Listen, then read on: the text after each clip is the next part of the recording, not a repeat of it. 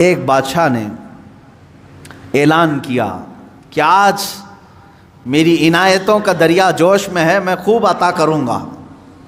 لوگوں کو بلایا، ایک کوئی بندہ ایسا آ جائے جس کے لیے میں کہتا ہوں اپنے ہاتھ میں ایک چھڑی لے لے، لکڑی لے لے، اور وہ زمین پر دائرہ کھینچتا جائے صبح فجر کے بعد۔ اب وہ دائرہ کھینچتا کھینچتا سورج کے ڈوبنے سے پہلے پہلے تک جتنا دائرہ کھینچ لے گا وہ پوری زمین اس کے نام پہ کر دوں گا۔ اسے بہت بڑی زمین چاہیے تھی، اتنی بڑی کہ اس سلطنت میں کسی کی نہ ہو۔ جب فری میں مل رہی ہے، کھینچتا کھینچتا وہ بہت لمبی زمین تو نے گھیرا ہے، اتنی بڑی زمین کسی کو نہیں ملے گی سلطنت۔ سورج ڈوبنے سے پہلے پہلے وہ اپنے پوائنٹ پہ پہنچ گیا اس طرح کہ پیر اس کے ایک طرف، ہاتھ اس کے اس طرف، سو کر کے اس نے اپنی لکڑی آگے کی، پوائنٹ پر پہنچ گیا۔ اس کے بعد سورج ڈوب گیا۔ اب اس کی ہو گئی زمین۔ بادشاہ نے اعلان کیا کہ آج میری عنایتوں کا دریا جوش میں ہے، میں خوب عطا کروں گا۔ لوگوں کو بلایا، ایک کوئی بندہ ایسا آ جائے جس کے لیے میں کہتا ہوں اپنے ہاتھ میں ایک چھڑی لے لے، لکڑی لے لے، اور وہ زمین پر دائرہ کھینچتا جائے صبح فجر کے بعد۔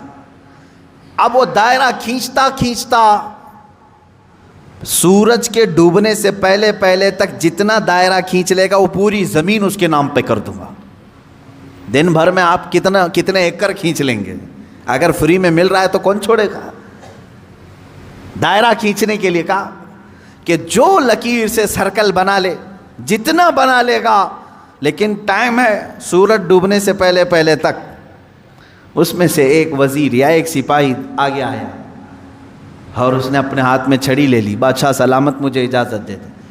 اور بادشاہ نے کہا کہ اگر سورج ڈوب گیا تو پھر ایک بالشت زمین بھی نہیں دی جائے گی، یعنی 1 فٹ زمین بھی نہیں دی جائے گی۔ ہاں، سورج ڈوبنے سے پہلے پہلے تک یہاں پر دائرہ مکمل کر۔ اب وہ نکلا چھڑی لے کر کے، لکیر کھینچتے کھینچتے، اسے بہت بڑی زمین چاہیے تھی، اتنی بڑی کہ اس سلطنت میں کسی کی نہ ہو۔ جب فری میں مل رہی ہے، کھینچتا کھینچتا وہ کافی دور تک چلا گیا۔ دوپہر ہو گئی، تھک گیا، کچھ دوڑا کچھ چلا۔ اب جب دوپہر ہو کر سورج ڈھلنے لگا تو اس نے سوچا واپس ہو جاتے، چونکہ جہاں سے میں دائرہ کھینچا ہوں وہاں تک لا کر کے لکیر کو ملانا ہے، اتنی زمین میرے نام پہ۔ اب واپس ہوا۔ اب یہ کتنے کلومیٹر کی زمین گھیرا تھا واللہ عالم۔ دوڑا تھا اس نے صبح سے لے کر دوپہر، نہ کھانا ہے نہ پانی ہے، دوڑ رہا تھا۔ دوڑتے دوڑتے سورج پیلا ہو گیا، عصر کا وقت آ گیا۔ اب اس نے دیکھا کہ بادشاہ کا محل اور سپاہی سب قریب نظر آ رہے ہیں۔ دل میں ٹھنڈک ہو گئی، میں پہنچ جاؤں گا۔ سورج کے ڈوبنے سے پہلے پہلے میرے بگننگ پوائنٹ جو ہے، جہاں سے سٹارٹ ہوا تو وہاں تک پہنچنا ہے مجھے۔ لیکن تھک گیا تھا، اعضا جواب دے رہے تھے، نڈھال ہو گیا۔ شاید آدھا کلومیٹر یا 1 کلومیٹر باقی رہ گیا ہوگا، چلنے کی سکت نہیں رہی۔ لیکن باہر سے وہاں سے لوگ آوازیں دے رہے تھے، بہت لمبی زمین تو نے گھیرا ہے، اتنی بڑی زمین کسی کو نہیں ملے گی سلطنت میں، آ جا دوڑتے ہوئے۔ کچھ لوگوں نے ہمت دکھائی، حوصلہ دلایا، دوڑا اور تیزی سے دوڑا، پھر دوڑا۔ سورج ڈوبنے کے بالکل پاس میں آ گیا، سورج غروب ہونے کے لیے بس آدھا سورج اندر جا چکا تھا، اور اس کا پوائنٹ جہاں سے شروع کیا تھا وہ بھی قریب نظر آ رہا تھا، دوڑا اور دوڑا، یہاں تک کہ اپنے اس پوائنٹ کے بالکل پاس میں پہنچا۔ لیکن سورج ڈوبا۔ کتنا باقی تھا؟ سورج ڈوبنے سے پہلے پہلے وہ اپنے پوائنٹ پہ پہنچ گیا اس طرح کہ پیر اس کے ایک طرف، ہاتھ اس کے اس طرف، سو کر کے اس نے اپنی لکڑی آگے کی، پوائنٹ پر پہنچ گیا۔ اس کے بعد سورج ڈوب گیا۔ اب اس کی ہو گئی زمین۔ جتنا صبح سے لے کر دوڑا تھا اس کی ہو گئی زمین. لیکن جب قریب میں آئے اٹھانے کی کوشش کی تو اس کا انتقال ہو چکا تھا. دن بھر ایسا دوڑا تھا کہ روح نکل گئی، اسی طرح پڑا تھا. اس کے پیر اور اس کے ہاتھ، اس کا ہاتھ کی موجود لکڑی اس پوائنٹ تک پہنچی ہوئی تھی اور وہ وہاں مرا ہوا پڑا تھا، روح نکل چکی تھی. بادشاہ آیا، وزیروں کو کہا اٹھاؤ، اس کی قبر یہی بنائی جائے گی جہاں یہ انتقال کیا ہے. اس کی قبر وہیں کھودی گئی. کتنے فٹ کا رہا ہوگا؟ 6 فٹ کا رہا ہوگا، جتنا بھی رہا ہوگا. قبر اس کی بنائی. بادشاہ نے ایک بہت تاریخی جملہ اس کی قبر پر لکھا، کہا کہ اس کو ضرورت صرف 6 فٹ کی تھی، دوڑا پورے دن بھر، اس کو اتنی ضرورت تھی اور دوڑا اتنا کہ اپنی موت کے منہ میں چلا گیا. موت کے منہ میں چلا گیا. یہی ہماری زندگی ہے آج، تقریباً اسی کی طرح ہم بھی کر رہے ہیں. اتنا دوڑ رہے ہیں، پتہ ہی نہیں چلتا کہ کہاں موت آ گئی. تمہیں ان تمام چیزوں کی ضرورت ہی نہیں تھی جس کے پیچھے پڑے ہوئے ہو. سب تو اللہ نے لکھ کر کے بھیجا ہے. ارے میاں تم اپنی ماں کے پیٹ میں 100 دن کے نہیں تھے، تب اللہ نے فرشتوں کو بھیج کر کے لکھوا دیا، اسے اتنا رزق لکھ دو، اسے اتنے اولاد لکھ دو، اسے اتنی خوشبختیاں لکھ دو. سب لکھا جا چکا ہے. جو ملنا ہے اس پر ہم پوری زندگی کیوں داؤ پر لگائیں؟ ہمیں تو اس مولا کو راضی کرنے کے لیے زندگی خرچ کرنی چاہیے. ہم وہ نہیں کر سکے. میں یہاں چند بزرگوں کی بات بتا دوں. اللہ والے کیا دنیا میں انہوں نے کچھ حاصل نہیں کیا؟ مخدوم علی شاہ مینا رحمۃ اللہ تعالی علیہ، محمد شاہ مینا رحمۃ اللہ علیہ، لکھنؤ کے بڑے بزرگ، ان کی سیرت میں میں نے پڑھا. جانتے ہیں عبادت بھی کیسے کرتے تھے؟ اللہ اکبر. رات کے وقت کھلی دیوار جو ہوتی، کمپاؤنڈ جیسے ہوتا ہے، دیوار کے اوپر کھڑے ہو جاتے تھے، عبادت کے لیے کھڑے ہوتے تھے. ادھر بھی نیچے، ادھر بھی نیچے، بیچ میں دیوار ہے. کھڑے کھڑے عبادت کرتے تھے رات تک. لوگ کہتے کہ حضور مسجد ہے، نیچے صحن ہے، آرام سے کریں. کہتے جب آرام ملتا ہے تو نیند آ جاتی ہے، آرام ملتا ہے تو نیند آ جاتی ہے. میں دیوار پر کھڑا ہوتا ہوں اور رات کو نیند آتی ہے تو کبھی کبھار دیوار سے گر جاتا ہوں. تو کہا گر جاتے ہیں پھر بھی کھڑے ہوتے ہیں؟ کہا ہاں، جو جسم غافل ہوگا اس کی سزا یہی ہے کہ وہ دیوار سے گرایا جائے. جو اپنے مولا سے غافل ہو اس کی سزا یہی ہے کہ اسے گرایا جائے. یہ اللہ والے تھے جو لمحے بھر کے لیے غافل ہوتے تو اپنی جسموں کو سزا دے دیتے تھے. حضرت سیدنا ابو بکر شبلی رحمۃ اللہ تعالی علیہ، یہ ہمارے سلسلہ قادریہ کے بڑے بزرگ ہیں. بحر شبلی شیر حق دنیا کے کتوں سے بچا، ایک کارک عبد واحد بے ریا کے واسطے. ہم شجرہ میں پڑھتے ہیں ان کا نام. حضرت ابو بکر شبلی رحمۃ اللہ علیہ بغداد شریف کے بزرگ ہیں. سیدنا امام اعظم ابو حنیفہ رضی اللہ تعالیٰ عنہ کے پڑوس میں دفن ہیں. آپ جب رات کو ذکر الہی کے لیے کھڑے ہوتے یا عبادت کے لیے کھڑے ہوتے، ایک مرتبہ ایسا ہوا کہ آپ کو جھپکی آئی، نیند آئی. یہاں تو لوگ رات تو چھوڑیں، جمعہ میں سوتے ہیں. بہت سارے لوگ تو جمعہ میں اپنی نیند کمپلیٹ کر کے آتے ہیں. پتہ ہی نہیں چلا کہ امام کب کھڑا ہوا، اقامت کب ہوئی، خطبہ تو پورا نیند میں چلا گیا. واللہ عالم سوتے ہیں یا پھر کشف کرتے ہیں، مراقبہ کرتے ہیں، 4تھی منزل پر پہنچتے ہوں گے. عزیزان گرامی، یہ وہ دل سوتا ہے جسے اپنے رب تعالیٰ کی طرف توجہ نہیں ہوتی. وہ آیا ہے رسم ادا کرنے کے لیے، وہ آیا ہے لوگوں کے دکھاوے کے لیے. دل کی توجہ اور دل کی حضوری ہو تو نیند کہاں کی.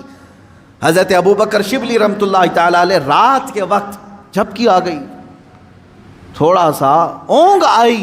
کیا کیا جانتے آپ؟ وہ کھڑے ہوئے. پہلی مرتبہ رات میں ایسا ہوا کہ مجھے اونگ آ گئی. کیسا ہوا؟ اس کے بعد گئے، سرما لگانے کی سلائی لے کر نمک میں پھیرا اور نمک پورا آنکھوں میں لگایا. آنکھوں میں نمک لگاتے، ذرا لگا کر کے دیکھو اپنی آنکھوں میں نمک کیا حالت ہوگی. سیدنا ابو بکر شبلی رحمۃ اللہ علیہ کی آنکھوں سے خون رستا تھا، خون رستا تھا، ٹپکتا تھا. اور اسی حالت میں وہ عبادت کرتے تھے. لوگوں نے پوچھا کیا یہ اس طرح سے کرنا صحیح ہے آپ کا؟ اپنی آنکھوں کو آپ نے نمک میں ڈال دیا. وہ ہنستے تھے. کہا یہ غافل آنکھوں کی تو بہت چھوٹی سزا ہے, بہت چھوٹی سزا ہے کہ میں نے نمک پھیر دیا. اگر اسی طرح زندگی بھر غافل رہی تو اس میں تو آگ کی سلائیاں پھیری جائیں گی, آگ کی سلائیاں پھیری جائیں گی. میں تو نمک پھیر رہا ہوں. عزیزان گرامی وقار, کہاں ہو تم, کس جگہ پر کھڑے ہو آج؟ اپنا مقصد زندگی کو تو سمجھ لو.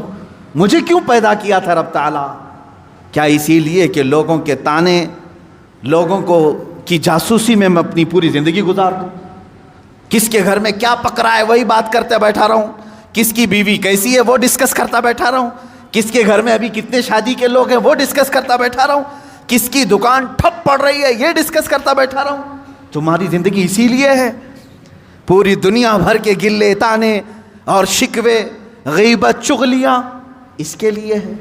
میرے عزیزو, اپنی زندگی کا مقصد سمجھو, اور آج کے بعد یہ طے کر لو کہ میں دکان میں ہوں کہ مکان میں ہوں کہ راستے پر ہوں, لوگوں کی عیب جوئی کرنے سے بہتر ہے کہ میں اللہ کو سبحان تو کہوں. میں کہوں سبحان اللہ, سبحان اللہ, سبحان اللہ, ما اعظم شانک. اے اللہ تو کتنا بلند ہے, تیری شان کتنی بڑی ہے. لیکن اس کی تعریف میں جتنے جملے نکلے وہ تمہاری نیکیوں کے پلے کو اتنا بھر دیتے ہیں کہ قیامت کے دن تم فخر کے ساتھ اٹھائے جاؤ. اپنے ان اوقات کو فضولیات میں نہ برباد کرو, فضولیات میں نہیں. اب آخری بات میں یہ عرض کر دوں, سیدنا عمر فاروق رضی اللہ تعالیٰ عنہ کی ایک وصیت مجھے یاد آتی ہے. دنیا میں ہم جو کچھ بھی کر لیں یہ یہیں رہ جائے, جتنا بھی ہوں. آپ نے 2 وصیتیں کی تھی اپنے انتقال سے پہلے. کہا میری قبر چھوٹی بنانا, بس بہت زیادہ لمبی چوڑی نہیں, چھوٹی سی, اتنی کہ ایک کروٹ بھی نہ ہو, چھوٹی قبر بنا کر کے مجھے دفن کرنا. دوسری وصیت, مجھے سادہ سا کفن کپڑا دینا, عام لباس میں مجھے دفن کر دینا, کفن دینا. جبکہ حدیث پاک میں ہے, حضور صلی اللہ علیہ وسلم نے فرمایا کفنوا موتاکم باحسن اثوابکم, اپنی میتوں کو اچھے سے اچھا کفن دو. جتنا وہ عید بقرعید میں قیمت کا کپڑا پہنتے تھے اتنی قیمت کا کپڑا انہیں کفن میں دو. یہ مسئلہ ہے. عمر فاروق رضی اللہ تعالیٰ عنہ کی وصیت یہ ان کا تقویٰ ہے. فرمایا چھوٹی قبر میں مجھے دفن کر دو, سادے کفن میں مجھے ملبوس کر کے دفن کر دو. پوچھا گیا لوگوں نے آپ سے کہ ایسا آپ کیوں فرما رہے ہیں؟ توجہ چاہتا ہوں, یہی 2 چیزیں ہمیں ہمارے مقصد تک لے جا سکتی ہیں. فرماتے ہیں اے لوگو, اگر تم نے مجھے امیر المومنین سمجھ کر کے, بڑا سمجھ کر کے بڑی لمبی چوڑی قبر کھود دی, شاندار قبر بنا کر کے دفن کیا, ہونا کیا ہے؟ تم دفن کر کے ادھر جاؤ گے, اگر میرے اعمال میں ایک بھی عمل میں پکڑا گیا تو یہ تو پوری چوڑی قبر بھی دبا کر کے میری ہڈی پسلیاں توڑ دے گی, دیواریں دبائیں گی. کیونکہ حدیث پاک میں ہے وقتۃ القبر حق, قبر کا جھٹکا دینا حق ہے, ہر ایک کے ساتھ ہوگا. سیدنا عمر فاروق فرماتے ہیں یہ قبر کی دیواریں تو ہڈی پسلیاں توڑ دیں گی اگر میں کسی عمل میں پکڑا گیا. اور رہی بات چھوٹی قبر, تم کھود کر کے مجھے دفنا رہے ہو. اگر مولا تبارک و تعالیٰ کے ہاں میں پاس ہو گیا, میرے اعمال نکل گئے, تو تمہارے کھودنے کا کیا, اللہ اتنی کشادہ کرے گا کہ جہاں تک نگاہ جائے وہ تو تم کھود بھی نہیں سکتے, اتنی بڑی میری قبر بن جائے گی. اسی لیے میری قبر کا دار و مدار زندگی کے اعمال پر ہے, تمہارے بنانے پر نہیں, تم چاہے جیسی بھی بناؤ. اور دوسری بات کفن کی, چلو تم نے بہت مہنگا کفن مجھے پہنا دیا. حضرت عمر فرماتے ہیں اگر میں پکڑا گیا, میرا عمل کوئی اللہ کی بارگاہ میں گرفت میں آیا, تو تم نے چاہے جتنا بھی مہنگا کفن دیا ہو یہ سب کھینچ لیا جائے گا, سب سڑا دیا جائے گا, ختم کر دیا جائے گا. اور اگر تم نے ہلکا کفن بھی دے دیا مجھے, سستا کفن بھی دیا, لیکن مولا کو میرے اعمال پسند آ گئے تو وہ تو مجھے جنتی لباس پہنائے گا. سارا دار و مدار میرے اعمال پر ہے. اسی طرح میرے عزیزو, تمہاری عمدہ کوٹھیاں, تمہارے عمدہ بنگلے اور تمہارے بڑے بڑے جنازے, چاہے لاکھوں کے خرچ کے ساتھ تم نے اپنی میتوں کو دفن کا انتظام کیا ہو، کچھ نہیں ہونا ہے۔ تمہاری زندگی کا سارا دار و مدار یہی چند دن ہے جو تم اللہ کو منانے میں لگا دو گے۔ اٹھاؤ اپنی تسبیحاں، اٹھاؤ اپنی تسبیحات اور اللہ رب العزت کے نغمے گاؤ، اس کی حمد بیان کرو جتنا وقت تمہیں ملے، اور اٹھاؤ تسبیحات، بارگاہ مصطفیٰ میں درود کی کثرت کرو۔ تمہاری زبان اس لیے نہیں دی گئی ہے کہ لوگوں کو طعن و تشنیع کرو، ان کو گالیاں دو، تمہاری زبان اس لیے ہے کہ مختصر وقت میں اللہ کی جنت خرید لو۔ کیونکہ میرے آقا صلی اللہ علیہ وسلم نے یہ زبان یوں 2 انگلیوں میں پکڑ کر کے کہا تھا صحابہ سے، اے صحابہ سنو، یہ جو ٹکڑا ہے گوشت کا، یہ انسان کو دوزخ میں بھی لے جاتا ہے، جنت میں بھی لے جاتا ہے۔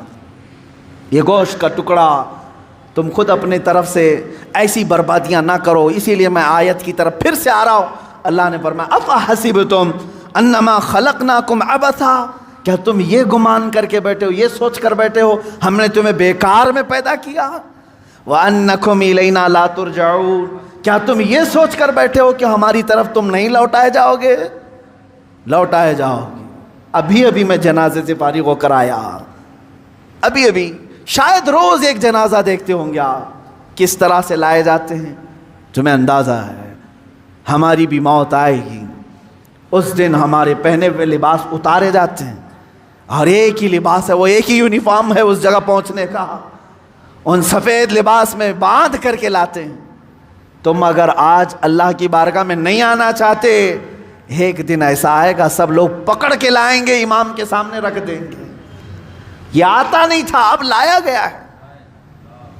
ناک میں روئی ٹھونس کر کے، کانوں میں کپاس رکھ کر کے، انگلیوں کو باندھ کر کے، پیٹ کو باندھ کر کے، پوری طرح سے جکڑ کر کے لا رہے ہیں۔ یا میں عزت سے بھی کہوں گا، بعض وہ ہیں جو جنت کی طرف جا رہے ہیں، عزت سے ہی جا رہے ہیں، لیکن لائے جائیں گے، ہر کوئی لائے جائے گا۔ وَأَنَّكُمْ إِلَيْنَا لَا تُرْجَعُونَ، تم یہ گمان کرنا ہی مت کہ تم نہیں لوٹائے جاؤ گے، ہر ایک کو لوٹنا ہے۔ اسی لیے تو تمہیں حدیث میں یہ بتایا گیا تھا، جب کبھی موت کی خبر سنو تو فوراً کہو اِنَّا لِلَّهِ وَإِنَّا إِلَيْهِ راجعون۔ اس کا مطلب کیا ہے؟ ہم اللہ کے ہیں، ہم کو اللہ ہی کی طرف لوٹنا ہے۔ تمہیں ہر موت پر یہ سکھایا جا رہا ہے کہ تم لوٹنے والے ہو، تم لوٹنے والے ہو، تم جانے والے ہو، تم جانے والے ہو۔ عزیزان گرامی وقار، جانے والا اتنے آرام سے اور سستی اور کاہلی میں زندگی نہیں گزارتا۔ کل مجھے سفر پر جانا ہے، آج ہی میں نے سوٹکیس تیار کرنا شروع کر دیا، مجھے کیا کیا پہننا ہے رکھ دیا، کیا کیا استعمال کرنا ہے سب رکھ دیا، صابن سمیت سب چیزیں رکھ دی، ٹوتھ پیسٹ تک نہیں بھولتے۔ لمبا سفر ہے، جتنے دن کے لیے جا رہے ہیں، بیگ تیار آج سے۔ جس کو سفر پر جانا ہے وہ خالی نہیں پھرتا، اور جو آج خالی دکھ رہا ہے، فضول دکھ رہا ہے، اس کا مطلب ہے کہ وہ بھولا بیٹھا ہے کہ اسے جانا ہے۔ اور پھر عزیزو، اگر تم بھولے ہو تو بھولے رہو۔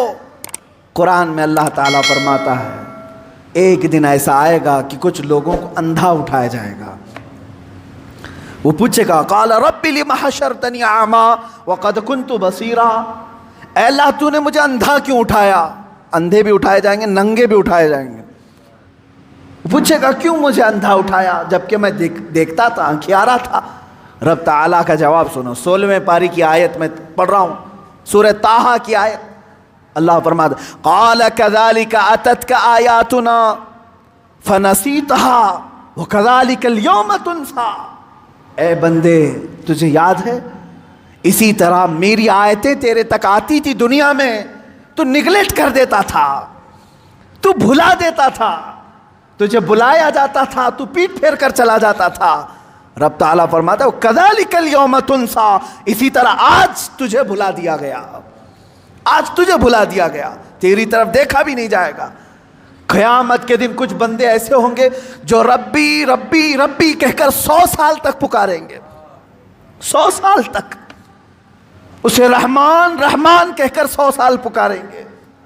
فرشتے کہیں گے مولا تیرے بندے تجھے پکار رہے ہیں۔ رب تعالیٰ کیا فرماتا ہے؟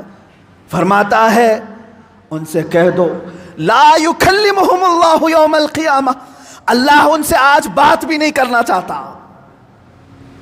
لا ينظر الیہم، قرآن کہتا ہے ان کی طرف اللہ دیکھنا بھی نہیں چاہتا، کیونکہ دنیا میں تم اسے دیکھنا نہیں چاہتے تھے، دنیا میں تم اسے منانا نہیں چاہتے تھے، تم اس کی طرف آنا نہیں چاہتے تھے۔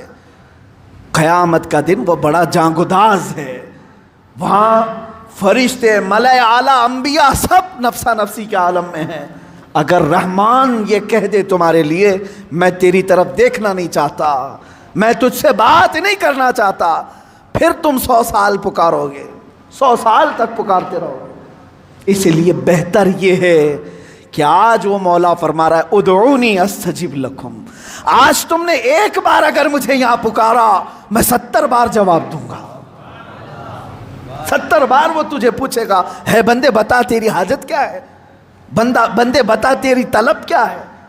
یہاں تم پکارنا چھوڑ دو گے تو وہاں تم پکارتے رہو گے اور جواب کوئی نہیں آئے گا۔ اللہ رب العزت ہر ایک کو اپنا مقصد زندگی سمجھنے کی توفیق عطا کرے۔ بہت ہو گیا میرے عزیزو، آسمان سر پر آ چکے ہیں ہمارے، جگہ جگہ کے تھک چکے ہیں تمہیں یہ ہنگامے۔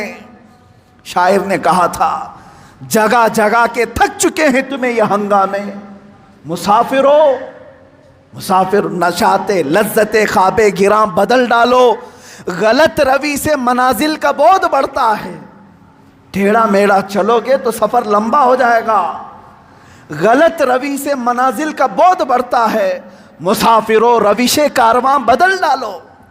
آج بدل دو، زندگی چلنے کے طریقے وہ نہیں ہیں جو میرا جوان چل رہا ہے، آج تمہارے چلنے کے وہ انداز نہیں ہیں۔ حالی نے بڑے شاعر، انہوں نے بارگاہ رسول میں یوں التجا کی تھی، اے خاصان رسول وقت دعا ہے، امت پہ تیرے وقت عجب آ کے پڑا ہے، امت پہ تیرے آج عجب وقت آ کے پڑا ہے، اے رسول پاک آج ہماری مدد کر لے۔ کیوں؟